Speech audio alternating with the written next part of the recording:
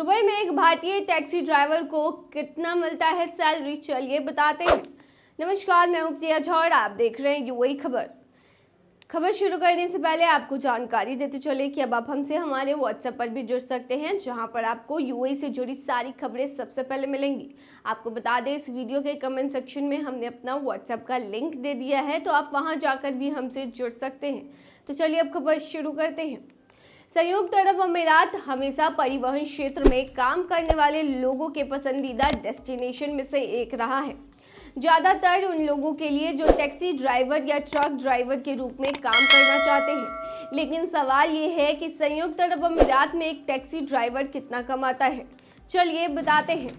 Pankaj Dubai एक blogger है और उसकी ब्लॉग द्वारा अपलोड किए गए एक वीडियो में यूट्यूबर को भारतीय सब कॉन्टिनेंट से संबंधित एक टैक्सी ड्राइवर से बात करते हुए और इनकम डिटेल के बारे में पूछते हुए देखा गया है। भारत, पाकिस्तान, श्रीलंका, नेपाल और बांग्लादेश से बहुत सारे लोग अपने सुरक्षित वातावरण और अप्रवास अनुकूल नीतियों के कारण सऊदी अरब और संयुक्त अरब अमीरात जैसे देशों में आते हैं। ब्लॉगर टैक्सी ड्राइवर उसके गृह देश की तुलना में दुबई में ड्राइविंग के अनुभव के बारे में पूछता है। जवाब में ड्राइवर ने दुबई में ड्राइवर के रूप में काम करने के लिए अपना उत्साह व्यक्त किया। इस बात पर भी उसने बात की कि उसे काम कितना पसंद है और मुआवजा संतोषजनक है।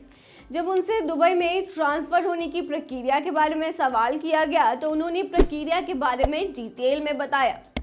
उन्होंने कहा, ये अपेक्षाकृत सरल प्रतीत होता है। किसी का आईडी कार्ड और पासपोर्ट जैसे मानक दस्तावेजों का उपयोग करके अपने होम देश से आवेदन प्रक्रिया शुरू करनी होती है।